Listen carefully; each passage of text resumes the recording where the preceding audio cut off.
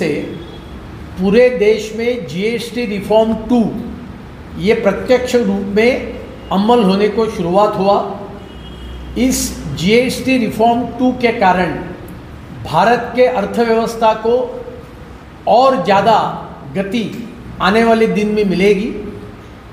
भारत के लोगों की कंजम्पशन पावर जो है वो इसके कारण बढ़ेगी, क्योंकि हर रोज के जीवन को लगने वाली चीज़ें, साथ में मोटर कार हो या ऐसी सभी चीज़ों के दाम ये बड़ी मात्रा में ये कम हुए हैं, क्योंकि जीएसटी रिफॉर्म 2 के अनुसार अभी दो ही स्लैब 5% और 18% हुए हैं, और लगभग 80% से भी ज़्यादा जो चीज़ें हैं वो 5% के स्लैब में आने के कारण चीज़ों के दाम कम हुए हैं। इसके कारण जीडीपी का रेट बढ़ेगा, लोगों की कंजम्पशन पावर बढ़ेगी। इसी सरकार ने गत बजट में 12 लाख तक का आयकर ये कम मुफ्त किया था, और इस सभी के कारण कंजम्पशन ग्रोथ लेड इकोनॉमी ये बढ़ेगी। जो व्यापारी है, उद्योगपति है, उनके लिए भी काम करना ये और ज़्यादा आसान होगा।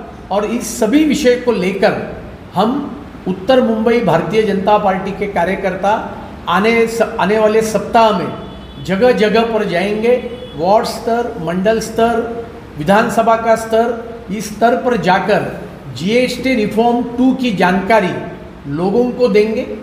अलग अलग आस्थापनाओं में ये जीएसटी 2 रिफॉर्म प्रत्यक्ष रूप में अमल में आ रहा है या नहीं आ रहा है, इसके बारे में भी जांच करेंगे, क्योंकि चीज़ों के दाम ये बड़ी मात्रा में कम हो रहे हैं। अपन देख रहे हैं, मारुति कार हो, बाकी रोज़मर्रा के जीवन में लगने वाली चीज़ें हो, ये सभी उसके दाम ये कम हुए हैं। साथ में जो माननीय मोदी जी ने कहा है कि आत्मनिर्भर भारत, स्वदेशी वस्तुओं की खपत ये बढ़ने चाहिए।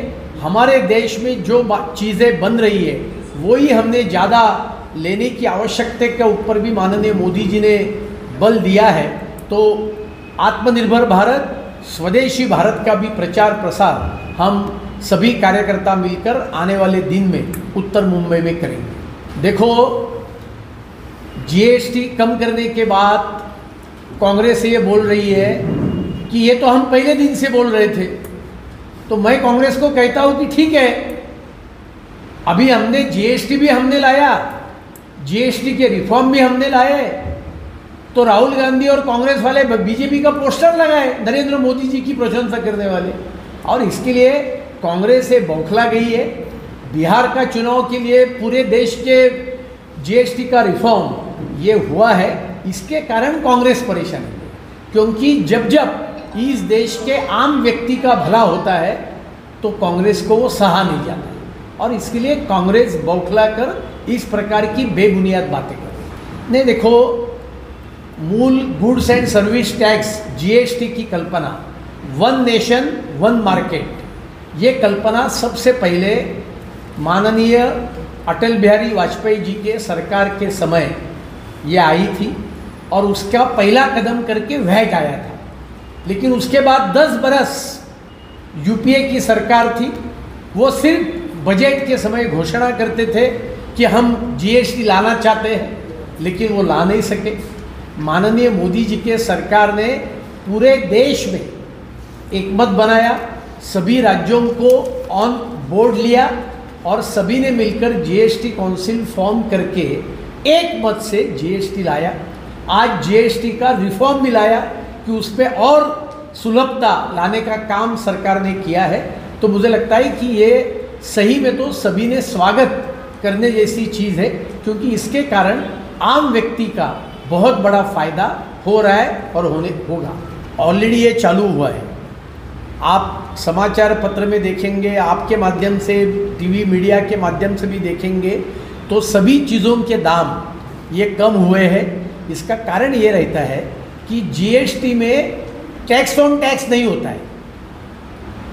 पहले के टैक्स सिस्टम में सबसे बड़ी समस्या ये थी कि टैक्स के ऊपर हम टैक्स देते थे।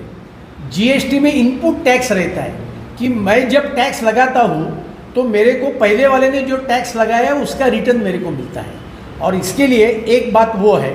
और दूसरा, जैसा मैंने कहा कि अभी 80% चीज़ ये 18% से 5% के दायरे में लाया है, और इसके कारण भी चीज़ों के दाम ये कम हुए हैं। कार की आप बात ले लो, रोज़मर्रा के जीवन में लगने वाली चीज़ों हो, तो सभी के दाम ये बड़ी मात्रा में कम हुए हैं। तो अपनी कंजम्पशन पावर जो है लोगों की वो बढ़ती है, वो बढ़ने के कारण खपत बढ़ेगी, खपत बढ़ेगी तो इकोनॉमी भी और तेज़ी से दौड़ेगी। इस प्रकार की सोच इसके पीछे है। मैंने शुरुआत में कहा कि आप समाचार पत्र देखते होंगे तो सभी प्रोडक्शन हाउसेस बड़ी बड़ी ऐड देके पहले वाली चीज़ का दाम और आज का दाम ये दिखा रहे हैं। पहली बात, इनपुट टैक्स का जो क्रेडिट मिलता है उसका फ़ायदा आम व्यक्ति को ही मिलेगा, और यदि नहीं मिलेगा, कोई नहीं देने का प्रयास करेगा तो उसके लिए जीएसटी काउंसिल बैठा है, जीएसटी काउंसिल के लोग हैं, वो उसके ऊपर कार्रवाई करें। घटाना है नहीं घटाना है ये निर्णय केंद्र की सरकार लेती है, साथ में इसके लिए WTO नाम की एक संस्था है, और इसके लिए मोदी जी ने ये पूरे भारतवासियों को आह्वान किया है कि हम स्वदेशी के ऊपर बल दें, क्योंकि जैसा हम कई चीज़ें इंपोर्ट करते हैं वैसा हम एक्सपोर्ट भी करते हैं, तो हर देश के साथ हम ट्रेड एग्रीमेंट कर रहे हैं, और इसके लिए इंपोर्ट कम करने के लिए सही मात्रा यही है कि हम ज़्यादा से ज़्यादा स्वदेशी उत्पादन को बढ़ावा देने का काम करें। पेट्रोल कार के जगह पर ईवी कार यूज़ करें तो पेट्रोल एनर्जी का इंपोर्ट कम हो सकता है, और इसके लिए स्वदेशी आत्मनिर्भरता यही हमारा एक अच्छा मार्ग है। स्वदेशी का प्रचार करना, स्वदेशी का उपयोग करना, इसका मतलब दुनिया के तरफ की अपने दरवाजे बंद करना ये नहीं है। जब अपने सामने ऑप्शन है तब हमने स्वदेशी का इस्तेमाल करना चाहिए। टेस्ला यहाँ आई है, वो यहाँ भी मैन्युफैक्चरिंग करेंगे। आज के समाचार पत्र में न्यूज़ है कि चाइना की जो इलेक्ट्रिक कंपनी मोटर व्हीकल की कंपनी BYD, उनके साथ अभी भारत के लोग जॉइंट वेंचर बनाकर इधर कार प्रोडक्ट कर रहे हैं। और इसके लिए मुझे लगता है कि दुनिया के साथ साथ रहते रहते अपने लोगों को भी बढ़ावा देना चाहिए, ये भूमिका है, वो भूमिका बहुत स्पष्ट और स्वच्छ है। ऐसा है कि आपने देखा होगा गत 11 बरस में देश का एक्सपोर्ट ये बढ़ रहा है। उत्तर मुंबई के प्रतिनिधित्व करने वाले पीयूष गोयल जी देश के व्यापार मंत्री हैं। पहले मर्केंडाइज गुड्स में अपना एक्सपोर्ट बिल्कुल ना के बराबर था, सब एक्सपोर्ट 90% ये सर्विसेज में था, IT का था। लेकिन जो बच्चों के खिलौने होते वो भी अपन चाइना से इंपोर्ट करते थे। आज 10 बरस में मोदी सरकार के कामों के कारण अभी खिलौने भी अपन एक्सपोर्ट करने लगे, और इसके ये मोदी सरकार की विशेषता है। इसके लिए अभी अमेरिका ने अपने ऊपर 50% का टैरिफ लगाया, तो भी अपन ने इस क्वार्टर के आंकड़े देखे होंगे तो अपना एक्सपोर्ट बढ़ ही रहा है। आने वाले दिन में उससे भी रास्ता निकालेंगे और एक्सपोर्ट भी बढ़ेगा। उसके लिए सरकार ने जो जो करना आवश्यक है वो सरकार कदम उठा रही है, और उसके लिए भी जो निर्णय लेने हैं, जैसी PLI की स्कीम है वो सरकार ने लाई।